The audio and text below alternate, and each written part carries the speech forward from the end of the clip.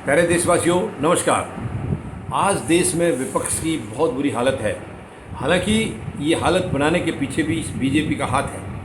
ये बहुत ही घटिया किस्म की मानसिकता वाले लोग हैं।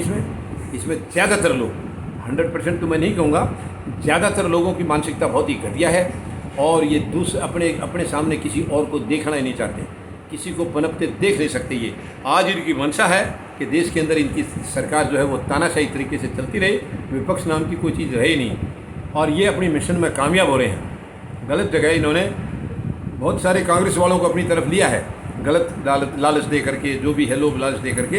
ये बहुत ही गलत प्रैक्टिस है। ये प्रैक्टिस नहीं होनी चाहिए। माननीय न्यायालय को भी इन चीज़ों को रोकना चाहिए। अब देखिए कांग्रेस का क्या हाल हो रहा है पंजाब के अंदर। पंजाब के अंदर पिछले 2 महीने से बड़ा बुरा हाल है और अब कैप्टन अमरिंदर सिंह को आखिरी में अपने पद से इस्तीफ़ा देना पड़ा और अब उन्होंने मन बना लिया है कि वो कांग्रेस भी छोड़ेंगे।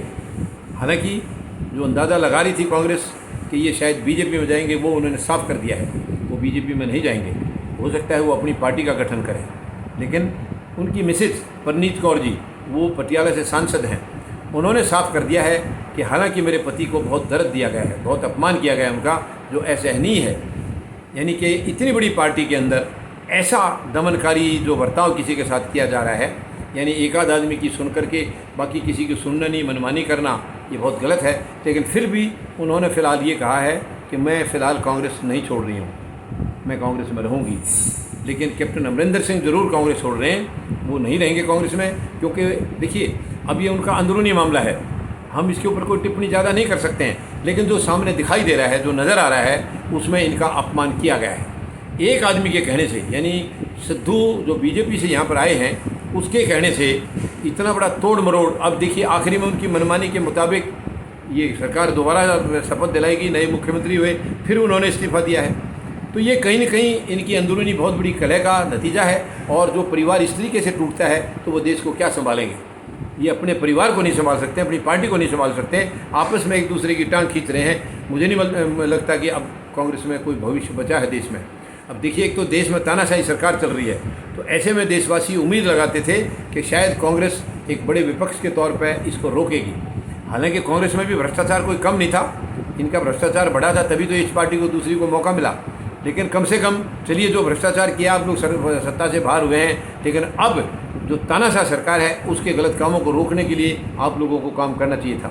लेकिन आपका विपक्ष जीरो हो गया है। अब मुझे लगता है विपक्ष की जो नेतागिरी होती है वो भी आपके हाथ में नहीं रहेगी, क्योंकि आपका हाल ऐसा ही होता जा रहा है। रोज़ाना आप लड़ रहे हैं, कहीं आपकी है नहीं, एक आध स्टेट में गवर्नमेंट बची है, उसी में आपकी रोज़ाना झगड़े फसाद हो रहे हैं। तो ये कोई एक अच्छा परिवार नहीं कहा जा सकता जिस तरीके से चलाया जा रहा है। ये सही ढंग नहीं है परिवार का चलाने का।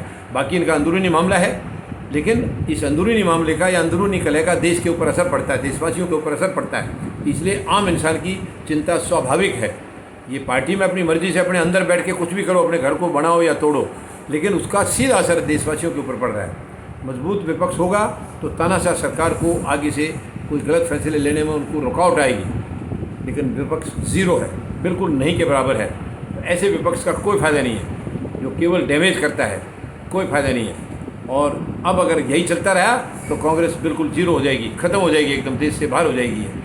अब इनको सोचना है, अपने परिवार को ये बिखेरना चाह रहे हैं या इसको बचाना चाह रहे हैं, ये इन्हीं को देखना है, कांग्रेस के नेतृत्व को देखना है। धन्यवाद। जय जवान, जय किसान, जय हिंद।